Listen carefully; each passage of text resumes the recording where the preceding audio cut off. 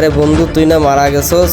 হ্যাঁ বন্ধু, তুই আমার বাঁচা, আমার কবরে অনেক আযাব হইতেছে। তুই তো অনেক নেককার, তুই তো অনেক নামাজি ছিলি, তাহলে তোর কবরে কেন আযাব হচ্ছে? হ্যাঁ, আমি সঠিক পথে চলতাম, 5 ওয়াক্ত নামাজ পড়তাম, কিন্তু একটা ভুল কাজ করে লাইছি। আমি মৃত্যুর আগে জোনাইতে তুইতে 10টা টাকা নিছিলাম।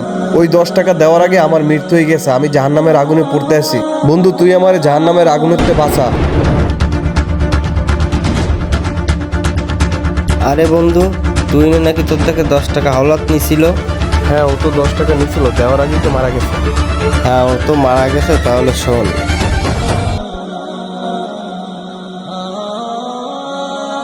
বুঝতে পারলি? এই নে সেই 10 টাকা, তুই তারে মাফ করে দিস। হে আল্লাহ, আমার বন্ধুকে তুমি জান্নাতবাসী করো। আমিন। বন্ধু, তোর জন্য আজকে আমি জাহান্নাম থেকে মুক্তি পেয়েছি। আমি আজকে জান্নাতে চলে যাব। হে আল্লাহ, আমার বন্ধুকে তুমি জান্নাতবাসী করো। ভিডিওটা ভালো লাগলে অবশ্যই আইলা বাল্লা লিখে যাবেন।